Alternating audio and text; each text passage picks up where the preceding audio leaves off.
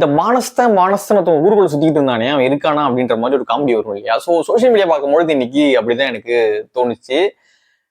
ராஜேந்திர சோழனுடைய 1000வது ஆண்டு விழா இன்னைக்கு. அவருடைய பிறந்தநாள் முப்பெரும் விழாவாக இன்னைக்கு கொண்டாடப்பட்டுச்சு.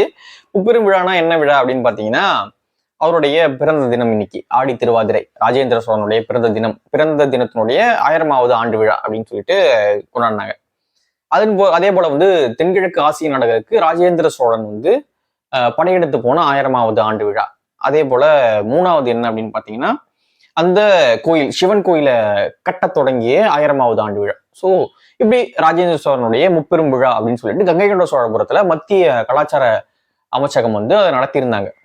அதுல பிரதமர் மோடி அவர்கள் பங்கேற்று இருந்தாங்க. நேற்று 2 நாள் பயணமாக தமிழ்நாடு வந்திருந்த பிரதமர் மோடி அவர்கள் தூத்துக்குடியில புதுப்பிக்கப்பட்ட விமான நிலையத்தை திறந்து வச்சுட்டு திருச்சிக்கு வந்து நைட்டு ஸ்டே பண்ணிட்டு இன்று கங்கை கொண்ட சோழபுரத்துல இந்த நிகழ்ச்சி அட்டன் பண்ணிட்டு டெல்லி போறாரு அப்படின்றதான் பயணம்.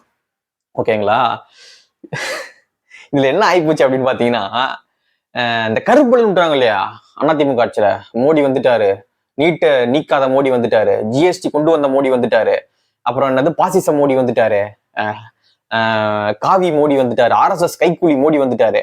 கைக்கூலி இல்ல, நேரடி கூலி தான் அப்படி மோடி அவர்கள். ஓகேங்களா? சோ அவரு வந்துட்டாரு அப்படின்னு சொல்லிட்டு பலூன்ட்டாங்கல்ல. இந்த கும்பல் இன்னைக்கு என்ன பண்ணிருக்காங்க அப்படின்னு பாத்தீங்கன்னா, வெல்கம் பண்ணிருக்காங்க. ஸோ இதுதான் வந்து ஹைலைட். வெல்கம் பண்ணது மட்டும் இல்லாம கப்பு சிப்பு நிக்கிறாங்க. நான் பார்த்து பயந்துட்டேன். என்னடா எடப்பாடியை வந்து அடிமன்னீங்க, சங்கின்னீங்க, அதிமுக ஒன்னுத்துக்கும் புண்ணியம் இல்லை, ஒன்னுத்துக்கும் உதவாது, தமிழ்நாட்டை அடகு வச்சுட்டாங்க, மோடியை போய் வரவேற்கலாமா, அவரு என்ன மாதிரியான மனுஷன், அவரை போய் வரவேற்கிறீங்களே, நீங்களா என்ன மாதிரியான ஆட்கள் நீங்க அப்படின்னா கதை விட்டுட்டு பலூனை பறக்க விட்டுட்டு இன்னைக்கு இடம் பார்த்தா கப்பு சிப்பு நிக்கிறாங்க. ஐயா வாங்கய்யா நீங்க அதெல்லாம் தங்கம் தின்னரசு அவர்கள் பிரஸ் மீட் சொன்னார் பாருங்க, மோடி அவர்கள் வர்றதெல்லாம் தமிழ்நாட்டுக்கு பெருமை. ஆஹா என்னடா இது அப்படின்ற மாதிரி அப்படி வந்து இன்னைக்கு கப்பு சிப்புன்னு வந்து வெல்கம் பண்ணியிருக்காங்க. சரி, சமூக வலைதளங்கள்ல வந்து கம்பு சுத்துவாங்கல்ல ஊப்பிகள், உடன்பிறப்புகள், அவங்க என்ன பண்ணிருக்காங்க அப்படின்னு பாத்தீங்கன்னா, இப்போ இன்னைக்கு நீதிபதிக்கு எதிராக GR சுவாமிநாதன் அவர்களுக்கு மதுரை பெஞ்ச் நீதிபதி, அவரு மதுரை ஹைகோர்ட் பெஞ்ச், அவர் அந்த நீதிபதிக்கு எதிராக இன்னைக்கு சோசியல் மீடியா கம்பு சுத்திட்டு இருக்காங்க. டேய் மோடி வந்திருக்காரா, கோபேக் மோடி போடுங்கடா அப்படின்னா, ஆஹா நான் GR சுவாமிநாதன் அவர்களை தான் எதிர்த்து பேசுவேன் அப்படின்னு இன்னைக்கு ஃபுல்லா சமூக வலைதளங்கள்ல GR சுவாமிநாதன் அவர்களுக்கு எதிராக கம்பு சுத்திட்டு இருக்காங்க. இன்னொரு பக்கம் பாத்தீங்கன்னா, டிஎம்கே ஐடி விங்கோடைய ஹெட் TRB ராஜா அவர்கள், மினிஸ்டர் அவரு என்னன்னு பாத்தீங்கன்னா, டேய் திமுக காரன் சாதாரணமா வந்தவன் இல்லடா, திமுக காரனாலே ரொம்ப ரணகலமானவன்டா. அப்படியா சார் அப்படின்னு சொல்லிட்டு பார்த்தா TRB ராஜா சார் வந்து மோடி சார் பின்னாடி இப்படி நின்றுகிட்டு இருக்காரு. ஆஹா இதுதான் நான் அந்த திமுக காரன் சாதாரணமா வரல அப்படின்ற வாசகம் அப்படின்ற மாதிரி இருக்கு. இந்த புதுப்பேட்டை படத்துல சொல்லுவாங்கல்ல, அசிங்கமா போச்சு குமாரு அப்படின்ற மாதிரிதான் இருக்கு. திருமாவளவன் அவர்கள் ஒரு பக்கம் நிக்கிறாரு, கனிமொழி அவர்கள் வந்திருக்காங்க, மேடையில இருக்காங்க, TRB ராஜா அவர்கள், தங்கம் தென்னரசு, சிவகுமார், இவர் சிவசங்கர் அவர்கள், இப்படின்னு எல்லாருமே கேபினெட்ல இருந்து எம்பில இருந்து MLAல இருந்து எல்லாருமே வந்து மோடி மீட்டிங் வந்து இன்னைக்கு அட்டன் பண்ணியிருக்காங்க. ஸோ அந்த அளவுக்கு வந்து இவங்க பாஜக எதிர்ப்புல இருக்காங்க. இதுவே அதிமுக பண்ணும் பொழுது அடிமை, சங்கி, அவங்க கைக்கூலி இவங்க கைக்கூலின்னு சொல்லிட்டு இன்னைக்கு நீங்க ஆட்சிக்கு வந்த பிறகு போய் வெல்கம் பண்றீங்க. என்ன மாதிரியான டபுள் ஸ்டாண்ட் இது, என்ன மாதிரியான பித்தலாட்டம் இது, இதை பண்ணலாமா? இன்னைக்கு நீங்க வந்து என்ன முட்டு கொடுக்குறீங்க, அது வந்து ஒரு சென்ட்ரல் கவர்மெண்ட், நாங்க ஒரு ஸ்டேட் கவர்மெண்ட், அவங்க வரும்போது நாங்க வெல்கம் பண்ணி தான் ஆகணும். அப்ப என்ன எடப்பாடி பண்ணும்போது என்ன, அப்ப எதுக்கு நீங்க கர்பல்னு விட்டீங்க? யாரை ஏமாத்துற வேலை? இந்த வேலையை பண்ணிக்கிட்டு இன்னைக்கு என்னடானா கப்பு சிப்புன்னு போயிட்டு மோடி பின்னாடி நின்றுகிட்டு இருக்கீங்க. மக்கள் கிட்ட அப்பட்டமாக எக்ஸ்போஸ் ஆகிருக்கு திமுக அப்படின்னு நம்ம சொல்லலாம். அன்னைக்கு எடப்பாடி அவர்கள் வரவேற்ற பொழுது அடிமை, சங்கி அப்படி இப்படின்னு சொன்னீங்க இல்லையா? ஸோ இன்னைக்கு நீங்க வரவேற்றுறீங்களா? இன்னைக்கு மோடி நீக்கிட்டாரா? ஜிஎஸ்டி நீக்கிட்டாரா? கல்வியை வந்து மாநில பட்டியல் கொடுத்துட்டாரா? அப்புறம் புதிய கல்விக் கொள்கைலாம் கொண்டு வர மாட்டேன்னு சொல்லிட்டாரா? அந்த நிலுவைத் தொகை சொன்னீங்கல்ல, நிதி தர மாட்டாங்க, நிதிலாம் ரிலீஸ் பண்ணிட்டாங்களா? என்னப்போ அது ஏப்பா நீங்க வெல்கம் பண்றீங்க போயிட்டு அவரை? இப்போ உங்களுக்கு நீங்க கவர்மெண்ட் நடத்தும் போது மட்டும்தான் ஒரு புரோட்டோகால், எடப்பாடி பழனிசாமி அவர்கள் கவர்மெண்ட் நடத்தும் போது புரோட்டோகால் அவருக்கு கிடையாதா? உங்களுக்கு மட்டும் தான் புரோட்டோகாலா? அவருக்கு புரோட்டோகால் கிடையாதா? எடப்பாடி பழனிசாமி அவர்கள் பிஜேபி கூட கூட்டணி வச்சாலுமே நீட்டுக்கு எதிராக மசோதா கொண்டு வந்தாரு. அவர் வந்து அடிமை, அவருக்கு வந்து திறமை இல்லை, ஆளுமை இல்லை, என்னென்னமோ சொன்னீங்க. நீங்க என்ன பண்றீங்க? அவராச்சும் மசோதா கொண்டு வந்தாரு, நீங்க கையெழுத்து வாங்கிட்டு இருக்கீங்க. நீட்டுக்கு எதிராக கையெழுத்து, கையெழுத்து ஒரு இயக்கம் வாங்குவோம். நான் கூட போய் 10 பேர்ட்ட வாங்கிட்டு வந்தோம் கையெழுத்து. இதுக்கு எதுக்கு ஒரு கட்சி? இதுக்கு எதுக்கு ஆட்சி? இதுக்கு எதுக்கு வந்து ஒரு கொள்கை கோட்பாடுன்னு வச்சுக்கிட்டு நான் போய் 10 பேர்ட்ட நீட்னா கையெழுத்து போடுவான். இதுக்கு எதுக்கு? நீங்க நீட்டை நீக்கிறேன்னு சொன்னீங்க. நீட்டை நீக்கி இருந்தீங்கன்னா வந்து அதுதான் வந்து கொள்கை, அதுதான் வந்து உறுதி, அதுதான் வந்து ஒரு திமுக காரனா சாதாரணமா வந்தவன் இல்லடா, டிஆர்பி ராஜா சொன்ன மாதிரி அந்த மாதிரி சொல்லலாம். நீங்க என்னன்னு பார்த்தா 10 லட்சம் பேர்கிட்ட கையெழுத்து வாங்கி நீட் நீக்க போறேன்னு சொல்லிட்டு இருந்தா இது என்ன கோமாளித்தனம்? ஏன் கோமாளித்தனம் பண்ணிட்டு இருக்கீங்க? இப்படி உங்களுக்கு நடந்தா உங்களுக்கு வந்தா வந்து ரத்தம், இன்னொருத்தவங்க தான் தக்காளி சட்னியா? அன்னைக்கு எடப்பாடி பழனிசாமி அவர்கள் என்ன பண்ணாரோ அதை விட டபுளாக இன்னைக்கு திமுக பண்ணிட்டு இருக்கு. ஆனா அன்னைக்கு அவங்க என்ன சொன்னாங்க அப்படின்னா, எடப்பாடி பழனிசாமி அவர்கள் ஆளுமை இல்லாதவர், சங்கி, அடிமை, என்னென்னமோ சொன்னாங்க இல்லையா? சோ இவங்க டபுளா பண்றாங்க இல்லையா? அப்ப இவங்க என்னது இந்த கேள்வி வந்து நம்ம கேட்டுட்டோம்னு வச்சுங்களேன், நம்மள வந்து டார்கெட் பண்ணுவாங்க.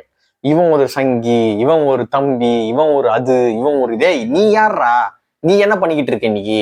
அன்னைக்கு என்னென்ன பேசிக்கிட்டு இருந்த, நீ என்னென்ன பண்ணிக்கிட்டு இருக்க இன்னைக்கு அப்படின்ற ஒரு கேள்வி இருக்கு இல்லையா? சோ அப்பட்டமாக எக்ஸ்போஸ் ஆகி நிக்குது. ஸோ இவங்களை நம்பி 26ல இவங்க வந்தா, திமுக வந்தா கடுமையாக பிஜேபி எதிர்ப்பாங்க, மாநில உரிமையெல்லாம் அப்படியே கொண்டு வந்து நிலைநாட்டு அப்படி நட்டு வச்சிருவாங்க அப்படின்னா மக்கள் நம்பினாங்கன்னா மக்கள் தான் முட்டாள். மக்கள் அன்னைக்கு கேட்டிருக்கணும் இந்த கேள்விய, நீட்டை எப்படி நீ நீக்க முடியும்? உங்ககிட்ட அதிகாரம் இருக்கா?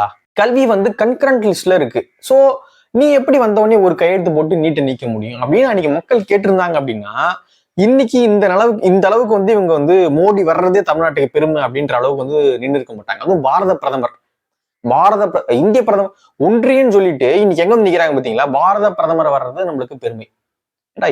ஒன்றியம் இந்தியாவுன்னு மாறல, இந்திய பிரதமர், பாரத பிரதமர் வராராம். ஓஹோ சூப்பர்ல. இந்த லட்சணத்துல இவங்க நடத்திக்கிட்டு இதுல பிஜேபி எதிர்க்கிறேன், அவனை எதிர்க்கிறேன், இவனை எதிர்க்கிறான். டிஆர்பி ராஜா அவர்கள்லாம் நீங்க பேசும்போது பார்க்கணுமே. அதுவும் வந்து இந்த ஐடிவிங்கெல்லாம் வச்சுக்கிட்டு குறிப்பாக இந்த பெண்களை டார்கெட் பண்றது, அவங்களை இழிவு பண்றது, அவங்களை அசிங்கப்படுத்துறது, ஒருத்தனை தனிநபர் தாக்குதல் பண்றது, இதெல்லாம் பண்ண வேண்டியது ஐடிவிங்க வச்சுக்கிட்டு. இன்னைக்கு என்னடான்னு பார்த்தா மோடி பின்னாடி போயிட்டு கையை கட்டி நிக்க வேண்டியது. கம்பு சுத்துற ஆளா இருந்தா நீ சோசியல் மீடியால கம்பு சுத்தக்கூடாது, திமுக கூட்டத்தில் நின்று கம்பு சுத்தக்கூடாது.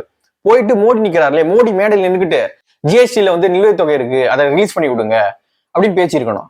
கல்வி பட்டியல் வந்து கன்கரன்ஸ்ல இருக்கு, அதை மாநில பட்டியல் நகர்த்தி கொடுங்க அப்படின்னு சொல்லியிருக்கணும். இதெல்லாம் நீங்க பேசியிருந்தீங்க அப்படின்னா நீங்க சூப்பரான ஆளு. இங்க திமுக கூட்டத்தில் நின்றுக்கிட்டு, திமுகவுடைய ஐடிவிங் மேடையில் நின்றுக்கிட்டு, திமுக காரணம் சாதாரண இல்லடா, அவ்வளவு மோசமான ஆளு அப்படின்னு வந்து டிஆர்பி ராஜா கம்பு சுத்துறாரு திமுக மேடையில. எதுக்கு இந்த கம்பு சுத்துறீங்க?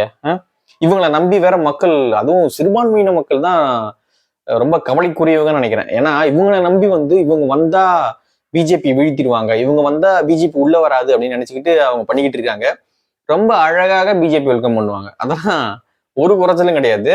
பிஜேபிக்காரங்க இருக்காங்க இல்லையா எங்க மாநிலத்துல, அவங்க கூட அந்த அளவுக்கு மோடி வெல்கம் பண்ண மாட்டாங்க, இவங்க சூப்பரா வெல்கம் பண்ணுவாங்க போயிட்டு. ஸோ அதனால வந்து மக்கள் இனிமேலும் ஏமாந்தீங்கன்னா அது வந்து ஒன்றும் சொல்றதுக்கு இல்லை.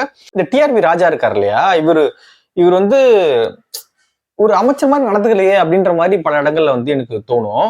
ஏன் அப்படி சொல்றேன் அப்படின்னு பாத்தீங்கன்னா, நிறைய இடங்கள்ல தனிநபர் தாக்குதலை வந்து இவரு ரொம்ப அழகா வந்து பண்ணுவாரு. அதே போல வந்து இவருடைய கண்ட்ரோல்ல தான் டிஎம்கே உடைய ஐடிவிங் இருக்கு.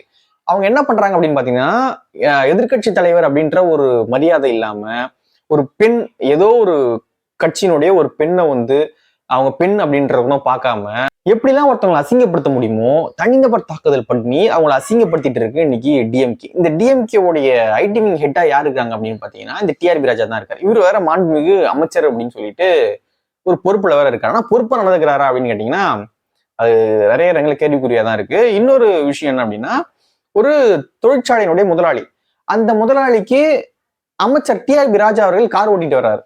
எதுக்கு நீங்க அந்த வேலையை பாக்குறீங்க? நீங்க யாரு? நீங்க என்ன அந்த முதலாளிக்கு டிரைவரா?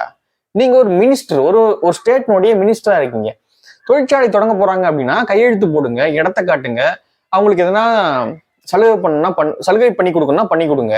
அவ்வளவுதானே பண்ண முடியும். நீங்க எதுக்கு கார் ஓட்டிட்டு வரீங்க? இது நீங்க என்ன முதலாளித்துவத்தை வந்து எதிர்க்கிறீங்க? இதுல வேற கம்யூனிஸ்ட கூட வச்சுட்டு 2 கம்யூனிஸ்டா கூட இருக்காங்க. ஆனா இந்த டிஆர்பி ராஜா போன்ற ஆட்கள் இருக்காங்க இல்லையா, இவங்களாலதான் திமுகவுக்கு கடுமையான கெட்ட பேரானது ஏற்படுது. இந்த டிஆர்பி ராஜா மட்டும் கிடையாது, இவர் வர்றதுனால இவரை பார்த்துட்டு இவர் மாதிரி பண்ணா நம்ம திமுக முன்னேறிடலாம் போல அப்படின்னு சொல்லிட்டு பல சொல்லக்கூடாத மாதிரி அந்த மாதிரியான ஆட்கள் வந்து சுத்திக்கிட்டு இருக்கானுங்க. இந்த டிஎம்கேவுடைய ஐடி விங்ல நம்ம தனிநபர் தாக்குதல் பண்ணலாம், பெண்களை டார்கெட் பண்ணலாம், ஒருத்தனுடைய தனிப்பட்ட வாழ்க்கையை நோண்டலாம், இந்த மாதிரியான புத்தியோட நிறைய பேர் சுத்திக்கிட்டு இருக்கானுங்க. ஆனா மோடி கிட்ட போயிட்டு கையை கட்டி நிக்க வேண்டியது. எதுக்கு இந்த வேலை? ஏதோ ஒரு அதிகாரம் இல்லாத ஒரு பாவம் எங்கேயோ ஒரு பதிவு போடுறவனை வந்து டார்கெட் பண்ணி அசிங்கப்படுத்தி அவனை கைது பண்ண வேண்டியது. அங்க போயிட்டு மோடி முன்னாடி நிக்க வேண்டியது. கேட்டா நான் திமுக காரன்டா, நான் சாதாரணமா வரலடான்னு கம்பு சுத்த வேண்டிய திமுக மேடையில். ஸோப்பா திமுக வந்து ரொம்ப எக்ஸ்போஸ் ஆயிருக்காங்க.